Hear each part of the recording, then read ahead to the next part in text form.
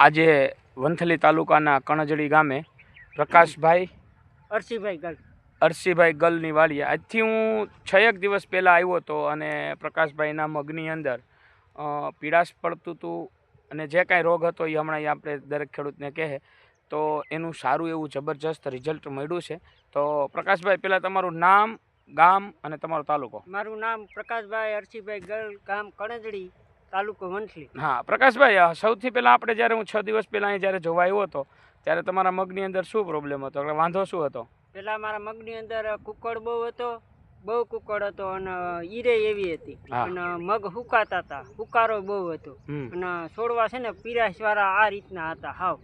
આ છોડ તો હજી લીલો છે, આ તો હજી હારા થઈ ગયા, બાકી આથી બે જ હતા. સમજાઈ ગયું, પીડા પડતા હતા, બરાબર ને?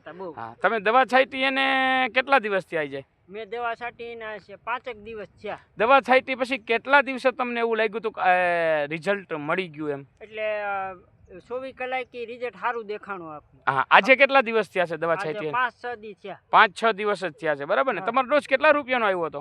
મારે ડોઝ આવ્યો તો 1950 રૂપિયાનો. હા, કેટલા વીઘાના મગ છે આ? મારે વીઘા 4-4.5 વીઘાના મગ હતા. 4.5 વીઘાના મગ હતા અને રિઝલ્ટ તમને પરફેક્ટ મળ્યું, બરાબર ને? હવે આપણે લાઈવ એક ખેડૂતને આપણે બતાવવો છે આ છોડની અંદર. તો આ છોડ બતાવે છે, આ છોડની અંદર રિઝલ્ટના જે લીલા પાન જે આવ્યા છે પણ એ સિવાયનો અત્યારે જબરજસ્ત જે રિઝલ્ટ મળ્યું છે ને એવો એક લાઈવ છોડવો તમારી હાથેથી ઉપાડીને દરેક ખેડૂતને બતાવો લાઈવ. જો આ ઉપાડે છે અત્યારે લાઈવ છોડ છે કે અત્યારે એને જે જોયું હતું ને એ પ્રમાણનો છોડ અત્યારે ક્યાંય છે નહીં. અત્યારે જબરજસ્ત બતાવો દરેક ખેડૂતને. મારા મગ છે ને જો આ રીતના પાંદડા વાળા, ઘેરઘૂર પાંદડા વાળા, આમ કુકડ વયો ગયો, ઈર વૈકી, પીડાય હાવ મારતો બંધ થઈ ગયો છોડો અને ઘેરઘૂર મગ થવા માંડ્યા. બરાબર છે. તમને મારી દવા જે છાંટી એનું રિઝલ્ટ તમને પરફેક્ટ મળ્યું, એ પૈસા તમારા વસૂલ થઈ ગયા ને?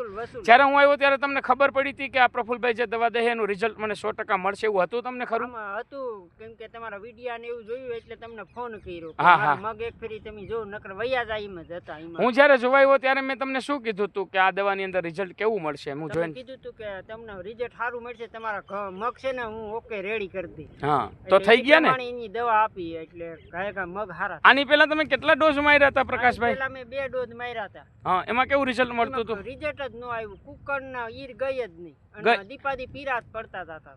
એવું છે, પીડા જ પડતા હતા, બરાબર ને?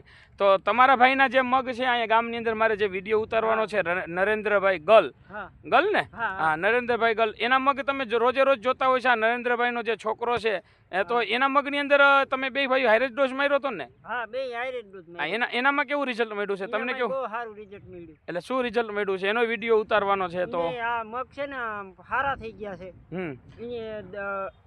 નેટની દવા છાંટી હતી તે નબળા હતા, પાછા આ દવા છાંટ્યા કરી બહુ સારા થઈ ગયા. વૈધ કરી ગઈ, નરવાઈ કુકડ વયો ગયો, થ્રીપ વહી ગઈ. હા, આ મારો જે ડોઝ માર્યો હતો તમે આ મારો 1900 રૂપિયાનો ડોઝ માર્યો, એ પેલાના તમે ડોઝ 2 માર્યા હતા તો એમાં તમને રિઝલ્ટ કેવું મળતું હતું?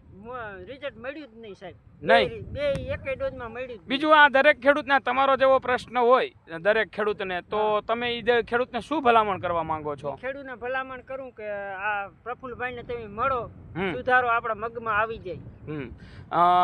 મગ છે, અડદ છે, તલ છે, કોઈ પણ કોઈ પણ પાકની અંદર જો કઈ પણ પ્રોબ્લેમ હોય તો અમારો સંપર્ક કરશે તો 100% સુધરી જાય ને પ્રકાશભાઈ? બરાબર ને? હવે મારા મગ મી જો હારા થઈ ગયા ને એ પ્રમાણે કહું છું કે કોઈનો મોલ બગડશે નહીં, સુધરી જાય એમ ને? આ જે આ ભાઈ પ્રકાશભાઈનું આખું ખેતર છે, આવ્યો જોવા ત્યારે આ મગ પારાથી નીચે હતા અને અત્યારે પારાથી ઊંચા છે. દરેક ખેડૂત જોઈ શકો આવું રિઝલ્ટ, જબરજસ્ત રિઝલ્ટ મળેલું છે. તો દરેક ખેડૂતને હું પાક બગડતો હોય, મગ બગડતા હોય, અડદ બગડતા હોય તો અવશ્ય અમારો સંપર્ક કરજો તો 100% તમને રિઝલ્ટ મળશે, બરાબર ને? શ્યામ એગ્રોટેક, જુનાગઢ, પ્રફુલભાઈ.